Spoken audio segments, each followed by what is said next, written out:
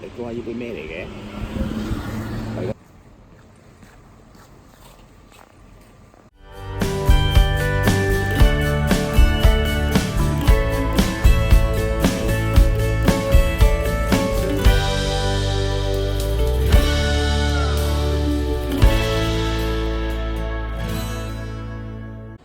名古屋咧，對於好多人嚟講就係一個中轉站，通常就會喺度住一兩晚啦，然後就再取道去其他地方，例如立山黑部啊，或者係高山啊、奧飛陀咁樣。咁對於我嚟講呢，我都係喺名古屋呢就住咗一前一後各一晚。唔知大家知唔知道，其實名古屋呢都有好多美食嘅，例如依間喺我酒店附近專門食呢個咖喱烏冬嘅小館子。玉子燒啊、雞皮香蒜串燒咧都係好好食，但係講到呢一度嘅招牌菜亮點，當然就係呢一款嘅咖喱烏冬麵啦。有啲咩咁特別呢？其實你睇到呢，佢呢嗰個麵質呢係較為平少少、扁少少，有少少似呢個棋子麵。而最特別呢就係佢個汁，佢平時呢個呢，我哋去食開呢個咖喱湯麵呢，就係呢會係水啲嘅，咁啊你真係可以當湯飲。但係呢一度呢，嗰個亮點就係呢，佢個咖喱汁係好濃好結㗎。咁所以你見到呢，呢度啲人呢個食法就會點嘅呢？啲人就係會呢攞嗰個碟仔呢，就係呢你滗一滗啲麵出嚟，滗落個碟仔度，然後呢就再慢慢去煎汁咁樣嚟食嘅喎。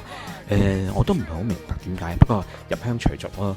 後尾我就覺得呢，原來咁樣食呢就係呢冇咁熱，咁啊方便啲去食咯。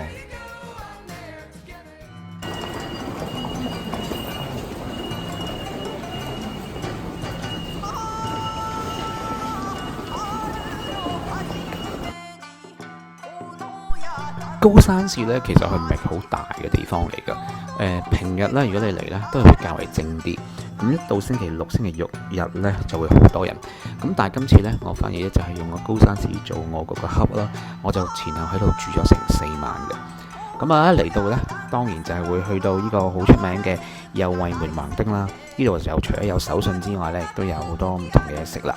咁你見到啦，我喺度食呢個燒餅，呢個燒餅其實嗰個亮點又唔咩咁特別喎，但係唔知點解呢，可能係嚟旅行啊，心情較為 relax 啲呢，就係你見到佢喺你面前燒完個餅，跟住呢就飲下個醬汁，跟住俾你食，你就覺得哇，好似好正。但係冇話，雖然係好正，但係都幾熱氣，咁所以呢，食完之後呢，就即刻咧要揾啲凍嘢去食啦。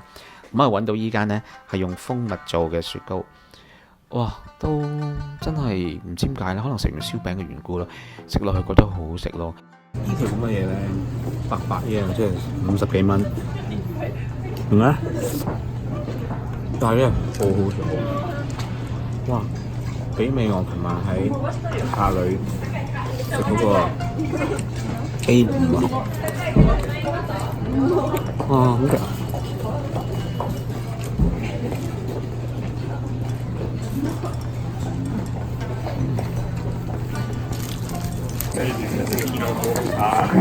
呢個就 OK 啦，呢個冇頭先咁勁啦。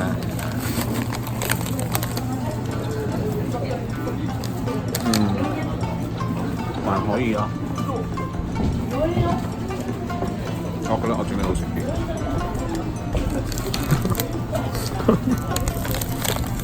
講真嘅，其實喺葡萄牙傳過嚟㗎。